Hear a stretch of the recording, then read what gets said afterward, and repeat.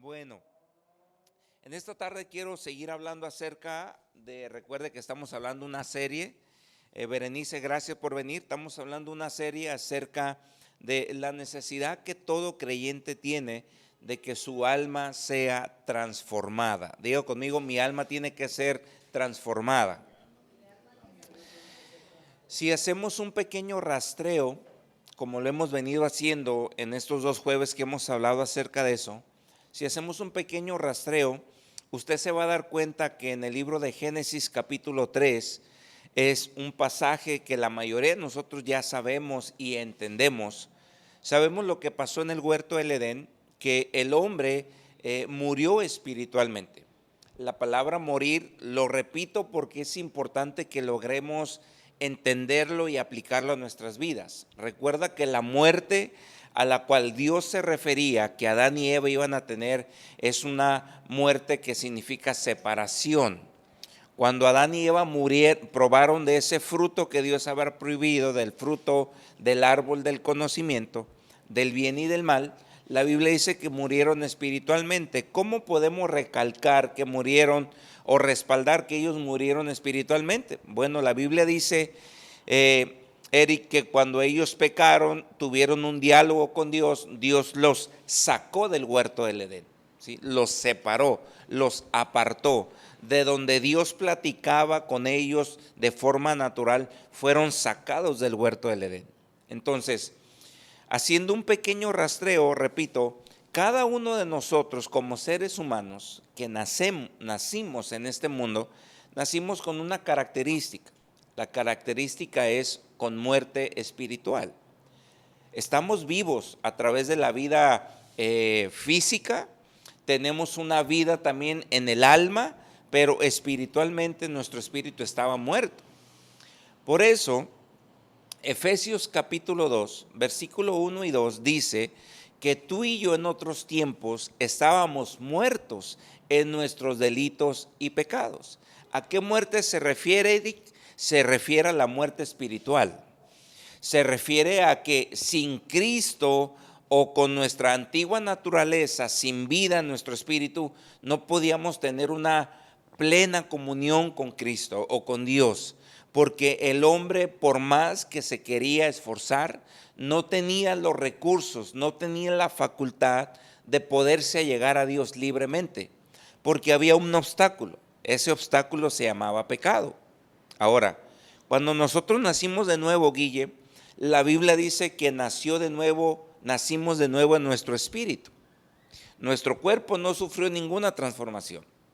Nuestra alma tampoco sufrió ninguna transformación. Por ende, nuestra mente quedó tatuada con las improntas, con la cultura, con todos los hábitos y costumbres que practicábamos antes de venir a Cristo.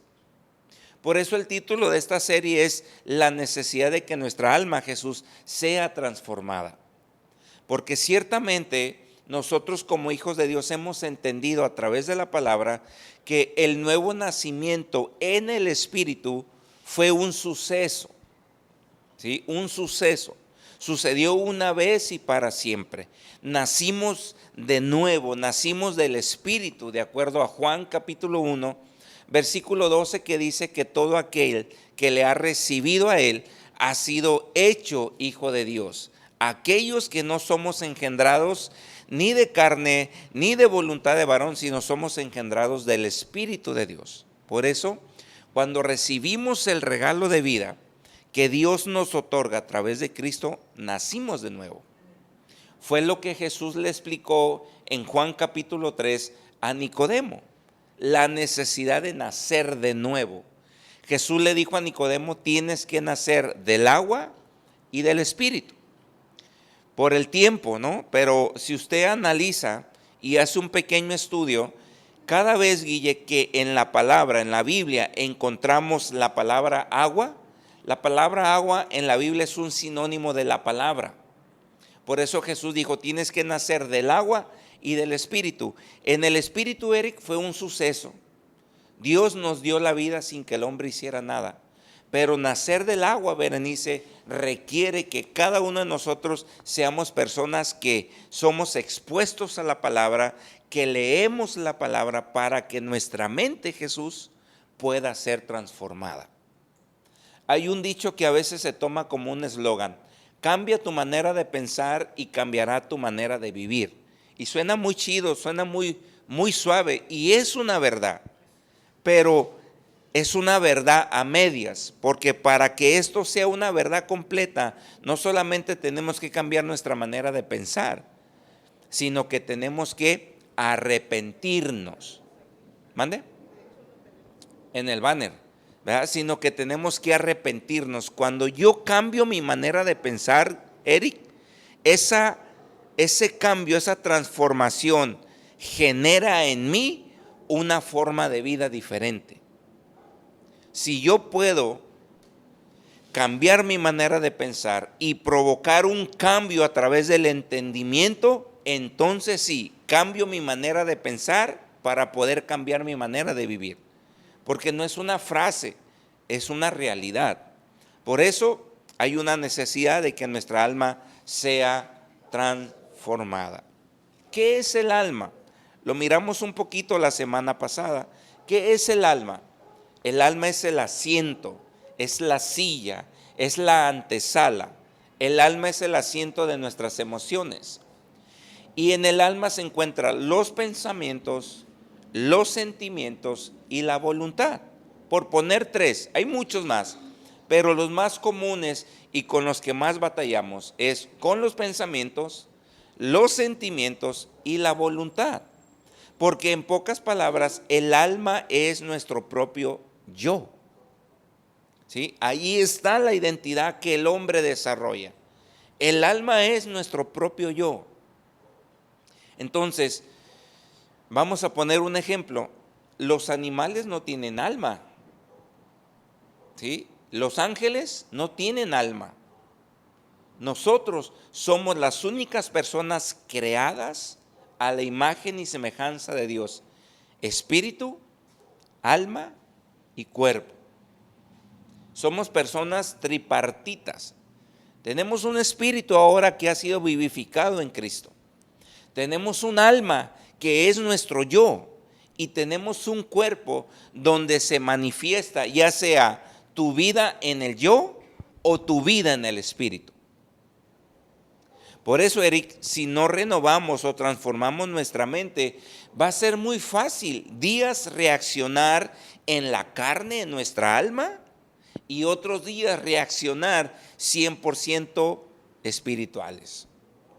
Y es ahí donde nuestra vida tiene que tomar relevancia, porque Pablo en la carta de los Corintios nos dice que tú y yo somos cartas abiertas, somos leídas o somos leídos todos los días donde quiera que andamos. Todos los días donde quiera que andamos la gente nos ve. La gente dice, ahí va un hijo de Dios que manifiesta la vida del Espíritu que lo habita, o ahí va un hijo de Dios que en la iglesia es uno, pero aquí afuera es otro. ¿Me explico? ¿Sí? ¿Estamos de acuerdo? Si tienen alguna pregunta, ahorita al terminar, les damos ese espacio. El alma se encuentra entre el espíritu y el cuerpo. Mire qué importante esta connotación. El alma se encuentra entre el espíritu y el cuerpo. Dígame usted, ¿qué papel entonces juega el alma? Si está entre el espíritu y el cuerpo, ¿qué papel juega el alma? Juega un papel de suma importancia. De suma importancia. Porque Dios no tiene ningún problema en hablar a través del Espíritu Santo al Espíritu regenerado de Jesús. No tiene ningún problema. Dios es espíritu y se comunica con nuestro espíritu. O nuestro espíritu se comunica con Dios porque es espíritu. No hay ningún problema. Pero el problema existe entre mi espíritu y mi alma. Ahí está el falso contacto que a veces tenemos en nuestra vida. Pongo un ejemplo y usted lo ha escuchado y lo pongo no porque no me sepa otros, sino porque es la realidad. Tú vas a la Escritura y tú encuentras en infinidad de versículos: perdonaos los unos a los otros, soportar los unos a los otros, vosotros los maduros soportar a los débiles, levantar a tu hermano que ha caído. Si fuese sorprendido tu hermano en algún acto de pecado, tú como maduro restáurale con palabras de amor para que Cristo siga siendo formado en él. Perdonaos unos a otros, bendice al que te persigue, ama al que te aborrece. Infinidad de escrituras que vemos ahí. Cuando nosotros somos expuestos a la palabra, lo leemos y nuestro espíritu dice: wow, es cierto, tengo que perdonar, tengo que bendecir. No tengo que enfrascarme en lo que la gente hace. No tengo que darle importancia en lo que el mundano, en lo que el carnal o en lo que el inmaduro hace. Yo como persona que estoy creciendo tengo que perdonar, tengo que amar, tengo que soportar, tengo que ayudar. Pero cuando ya viene el Espíritu con la encomienda de manifestarlo, el alma dice: a ver, tranquilo, ¿cómo que así de fácil? Mira lo que te hizo, mira lo que te ha hecho, y no es la primera vez, ya van varias veces, y ahí es donde hay un choque, pudiéramos decir sin dañar la palabra, un choque de ideas, donde tu espíritu dice: Eric, vamos, dale, tú eres un hijo de Dios entendido, manifiesta lo que estás aprendiendo, manifiesta la formación de Cristo, manifiesta el avance de tu madurez, perdona, libera la deuda. Y tu cuerpo quiere reaccionar. Tu cuerpo, recordemos que está en espera de reaccionar, ya sea a la voz del Espíritu o a la voz de tu alma no renovada. ¿Sí? Entonces, nosotros somos quien decidimos lo que hacemos. Mire qué importante. La religión a veces, bueno, no a veces, la religión siempre ha enseñado esto: Dios tiene el control. ¿Alguien ha escuchado esa frase? Dios tiene el control. No, esa es una frase mal dicha, porque Dios no tiene el control. Si Dios tuviera el control, Guille, nuestras vidas fueran diferentes. Fuéramos perfectos. Perfectos en espíritu, en alma y en cuerpo. Somos perfectos en el espíritu. Pero Dios no tiene el control. Dios hizo lo que Él tenía que hacer en tu vida, Eric. Perfeccionó lo que el hombre no podía perfeccionar y te dio un libre albedrío, como me dio un libre albedrío, para decidir nosotros qué hacer. Si hacer su voluntad por agradecimiento, no por imposición, por agradecimiento, o hacer nuestra propia voluntad. Esto es lo maravilloso de Dios. Esto es la gracia de Dios, que Dios jamás ha impuesto algo sobre la vida del ser humano. Al contrario, Dios nos ha bendecido, porque a Dios le ha placido, Guille, darnos su vida, pero Dios jamás tiene el control. Él sabe todas las cosas, pero control sobre nosotros no tiene. Él quiere tener un gobierno sobre nosotros. Someternos a un gobierno es por voluntad propia, no es por imposición. ¿Me explico? Entonces, ¿por qué es importante entonces esto, volviendo al tema? Porque si nuestra alma no está siendo transformada, nosotros seguiremos reaccionando como si no hubiese un avance en nuestras vidas de la formación de Cristo. Yo no sé si tú te has puesto a pensar, pero mira, yo apunté por aquí 3 escrituras, 3 citas que te las doy rápido. Colosenses capítulo 1 versículo 13 nos dice que tú y yo hemos sido trasladados. Fíjate bien, fuimos trasladados de las tinieblas a su reino de su amado Hijo. Fuimos trasladados. 2. Primera de Juan capítulo 5 versículo 12 dice que el que tiene la vida, el que tiene al Hijo, tiene la vida, y el que no tiene al Hijo no tiene la vida. Y Romanos capítulo 12 versículo 2, no os conforméis a este mundo, sino transformaos para que puedas comprobar cuál es la buena voluntad de Dios, agradable y perfecta. Te hago yo esta pregunta, yo sé que tú eres muy inteligente, pero ¿por qué crees que el apóstol Pablo en Colosenses 1:13 nos dice que fuimos trasladados? ¿Habrá habido alguna necesidad para haber sido trasladados? ¿Habrá alguna necesidad, como dijo Pablo en Romanos 12:2, de no amoldearnos, de no conformarnos a este mundo? ¿Por qué lo estará diciendo? ¿Por qué fuimos trasladados? ¿Por qué fuimos separados? ¿Por qué fuimos apartados por Dios? ¿Por qué nos insta a que no te conformes a este mundo? Si la obra está completa, si somos perfectos en el Espíritu, entonces ¿por qué habrá esta necesidad de ser separados? De no amoldarnos a este mundo, de no conformarnos a este mundo, de entender que ya no operamos según la carne, sino que ahora vivimos según el Espíritu de Dios. ¿Por qué habrá esas palabras que hacen una diferencia entre la vida que teníamos antes, donde vivíamos antes, lo que hacíamos antes y lo que ahora en Cristo estamos llamados a hacer? Porque hay un énfasis del apóstol Pablo en todas sus cartas de que no podemos seguir operando como lo hacíamos antes sin Cristo. Efesios 4:22, tocante a vuestra pasada manera de vivir, despójate del viejo hombre. Todas estas escrituras, hermano, existen porque, repito, el alma, Guille, no fue transformada. Nuestro pensamiento no fue renovado. La obra maravillosa Dios la hizo en el Espíritu. Pero es ahí donde nuestra vida toma relevancia y donde esto empieza a tener sentido, donde empezamos a avanzar. ¿En qué aspecto? En que nos damos cuenta que no fuimos alcanzados, Guille, para sentarnos todos los domingos, todos los jueves en una silla nomás. Que no fui alcanzado, Eric, para que Dios solucionara mis problemas económicos, familiares, de salud. Eso es parte de, pero ese no es el objetivo principal. El objetivo principal es que Dios me alcanzó, me compró, me limpió, me perfeccionó para que Él se exprese a través de mí. Es ahí cuando yo le empiezo a agarrar sentido a la vida.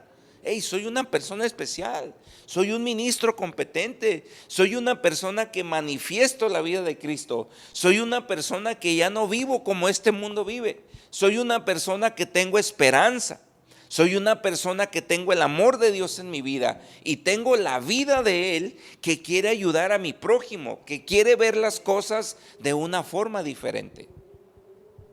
Si no transformamos nuestra alma, nunca podremos empezar a experimentar lo que te acabo de decir. Porque el alma siempre va a rechazar. Cuando el alma no está gobernada por el Espíritu, no ha sido transformada o renovada, el alma va a seguir operando como operaba antes. Porque el alma no sufrió ningún cambio. Es a través de la palabra que al leer, al escuchar la palabra, al leer la palabra, nuestra alma va siendo transformada. Nuestra manera de pensar va siendo de alguna manera corregida. Y si nuestra manera de pensar va siendo de alguna manera corregida de acuerdo a la voluntad de Dios, mi vida empezará a manifestar lo que estoy entendiendo. Pongo un ejemplo y no sé si ustedes lo han experimentado. Antes sin Cristo, no sé si te ha pasado, Berenice, pero sin Cristo éramos personas muy impacientes. ¿Verdad, Jesús? Muy intolerantes, Guille. ¿Verdad? Muy de mecha corta. Ahora en Cristo, conforme vamos entendiendo, leemos la palabra y nos dice, y la paz de Dios, que sobrepasa todo entendimiento, guardará nuestros corazones en Cristo Jesús. Uno lo lee y dice, wow, estoy en Cristo. Empecé a sentir la desesperación, empecé a sentir la impaciencia, empecé a sentir que estaba siendo ya intolerante, pero recordé lo que la Biblia me dice, que la paz de Dios que está en mí, que sobrepasa todo entendimiento, tiene el poder de guardar mi corazón porque estoy en Cristo Jesús. Y en vez de reaccionar y de tomar decisiones a través de la desesperación, empiezo a meditar en lo que Dios dice. Empiezo a meditar y veo que el apóstol Pablo en Filipenses dice: por nada estéis afanosos, sino sean conocidas vuestras peticiones y necesidades delante de Dios con acción de gracias, cantando entre vosotros salmos e himnos espirituales y agradeciéndole a Dios. Imagínate nada más lo que la Biblia nos está diciendo, que ahora la vida que tenemos en Cristo Jesús manifiesta una forma diferente a la que teníamos sin Cristo. Anteriormente, en un momento salíamos con lo que teníamos: televisión, estéreo, herramienta, reloj, anillo, cadena, y vámonos al First Catch, porque teníamos problemas económicos. Ahora leemos la palabra y vemos que Dios dice: todas nuestras necesidades han sido suplidas. Por nada estés afanoso, descansa en Dios, y en el momento preciso que lo necesites, la promesa, que ya es una realidad, se va a manifestar. Wow, mi manera de pensar empieza a cambiar y mi manera de vivir empieza a manifestar lo que soy. Un hijo que está cimentado en el fundamento, en la roca que es Cristo. Por eso mi esposa y tu servidor como pastores somos muy honestos y siempre hemos dicho esto. El hecho de que tú digas: yo soy cristiano, yo recibí la vida, yo tengo a Cristo, no es sinónimo de éxito.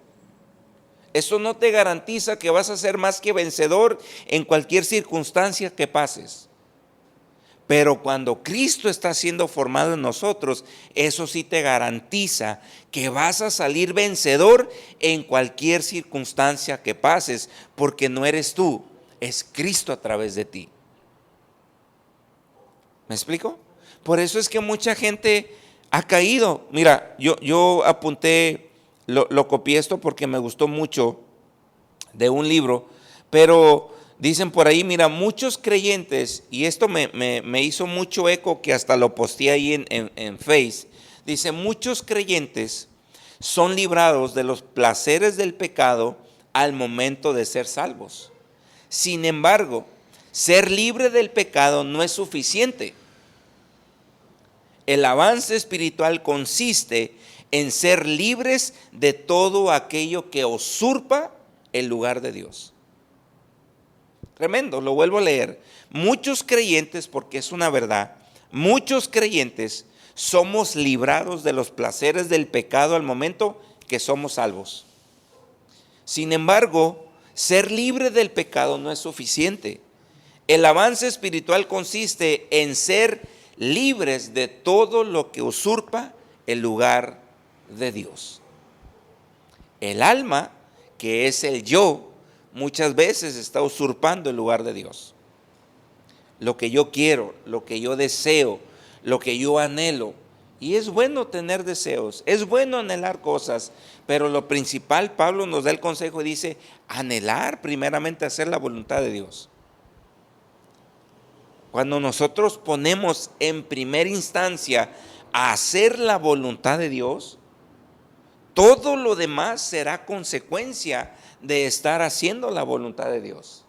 Prosperidad, finanzas, salud, armonía, bendiciones que se van añadiendo a nuestras vidas son el resultado de estar haciendo la voluntad de Dios. Y hacer la voluntad de Dios, hermano, es bien sencillo. Mucha gente nos preguntamos: ¿qué es hacer la voluntad de Dios? Hacer la voluntad de Dios lo podemos ver en la vida de Cristo. Cristo hizo la voluntad de Dios cuando anduvo por 33 años en este mundo sencillo. Dos cosas. Número uno, manifestar la vida del Padre a través de él. Mira qué sencillo es entender la voluntad de Dios. Cristo en esta tierra vino para manifestar la vida del Padre. En otras palabras, para dar a conocer a la gente la esencia del Padre. Jesús dijo, si tú quieres ver al Padre, quien me ha visto a mí, ha visto al Padre. Ese era el objetivo número uno, dar a conocer al Padre a la gente. Y número dos, la voluntad del Padre a través de Cristo la vemos en qué, en hacer lo que Él fue enviado a hacer. Cuando nosotros entendemos que ahora Jesús fue perfeccionado, Jesús Carmona, no Jesús el judío histórico. Cuando entendemos, cuando Jesús Carmona entiende que su espíritu recibió vida y que Cristo ahora lo habita, número uno, él tiene que entender la voluntad del Padre. ¿Cuál es? Que ahora él, al haber sido comprado, es un instrumento que Dios quiere usar para él manifestarse a través de Jesús. ¿Sí? ¿Suena difícil esto? ¿No, Eric? ¿Sí? En otras palabras, este vaso, esta botellita fue hecha para contener el agua y ayudarme a tomarme el agua.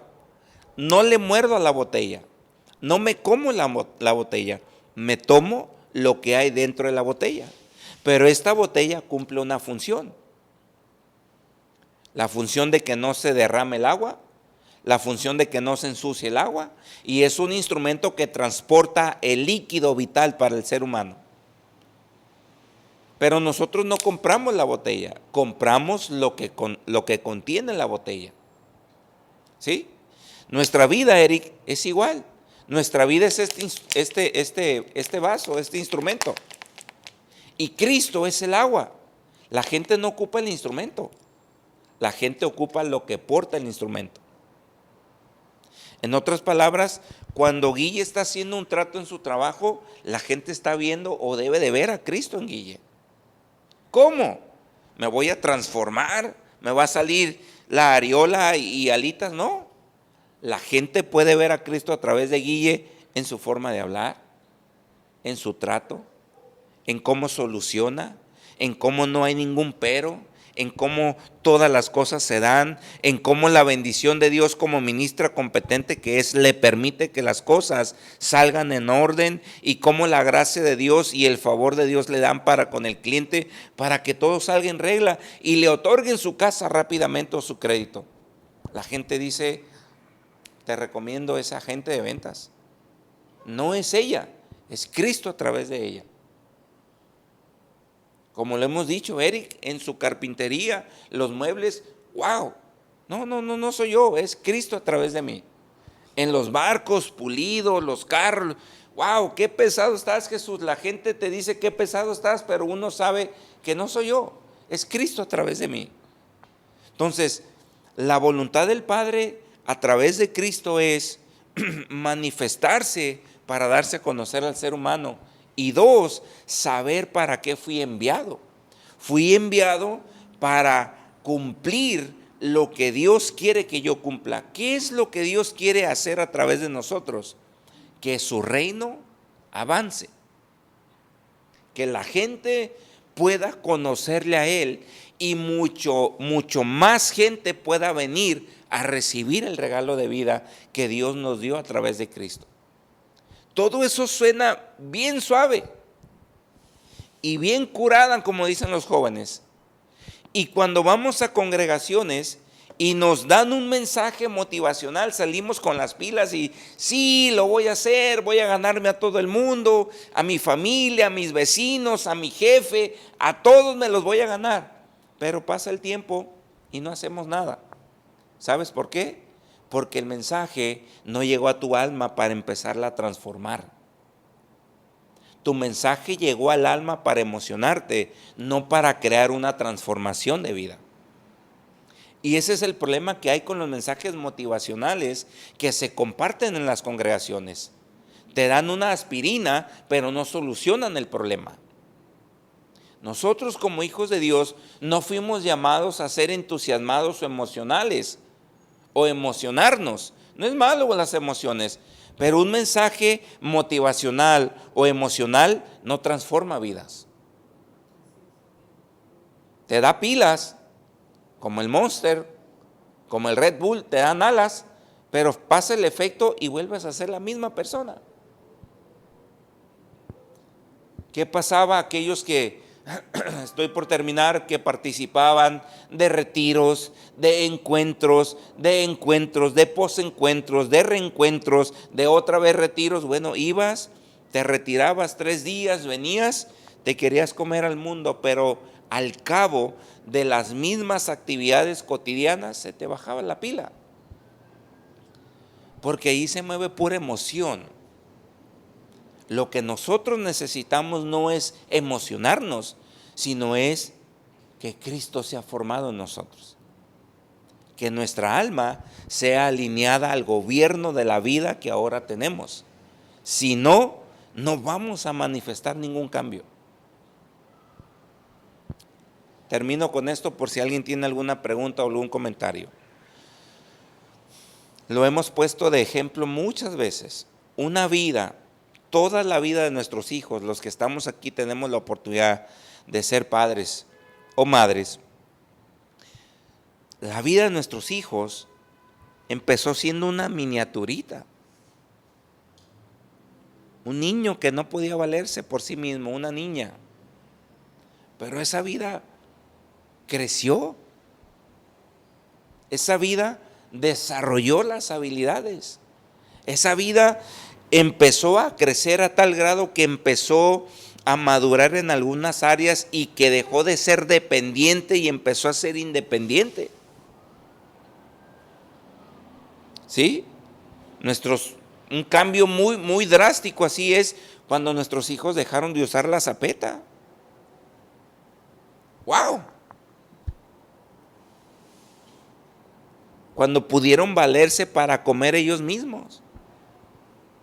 Si la vida biológica nos muestra que esa vida tiene la habilidad, el potencial, el objetivo, el propósito de crecer, de no quedarse chiquita, sino crecer, la vida que tenemos en Cristo es igual. No podemos quedarnos enanos espiritualmente, porque nunca cumpliremos el propósito por el cual Dios nos alcanzó. Esto es algo que necesitamos, dicen por ahí, tatuarnos en nuestra mente, en nuestro corazón. Tenemos que crecer todos los días, que avanzar todos los días. Tenemos que ser mejores personas todos los días, mejores esposos, mejores hijos, mejores esposas, mejores ciudadanos, mejores hijos de Dios, todos los días, porque esta vida que tenemos es una vida que demanda un crecimiento por naturaleza. Y es un crecimiento sano, saludable, que trae beneficios a nuestras vidas. Si no crecemos, hermano, si nuestra alma no está siendo transformada, reaccionaremos como si no tuviéramos a Cristo. En momentos de problemas, ahorita estábamos hablando Eric y yo, en momentos de pandemia, en momentos de enfermedad, en momentos de necesidad económica, en momentos de problemas matrimoniales con los hijos, reaccionaremos como el mundo. Pero por eso te decía, nosotros no somos de este mundo. Fuimos trasladados, Dios nos sacó de este mundo para no reaccionar como el mundo reacciona. ¿Por qué? Porque nosotros tenemos la bendición de Dios. Su paz, su gozo, su amor, su paciencia, fe, templanza, mansedumbre, gozo. El mundo no lo tiene. El mundo puede decir que tiene gozo y ese gozo lo manifiesta cuando todo está bien. Ellos no tienen gozo, ellos tienen alegría. Cuando todo está bien, están alegres. Cuando no está bien, están amargados, tristes, de luto. La gente tiene esperanza en lo material, en lo que tiene. Nosotros no tenemos esperanza en lo que tenemos esperanza en el que vive dentro de nosotros. Por eso repito, si el alma no es transformada, no habrá mucha diferencia. Porque mire, esto está duro y aquí inicio el jueves si Dios nos presta vida. El alma no transformada de un creyente, corríjame si no estoy bien, el alma no transformada de un creyente es igual a la de un impío. Impío, un mundano, un carnal, una persona que no ha nacido de nuevo. Así de sencillo.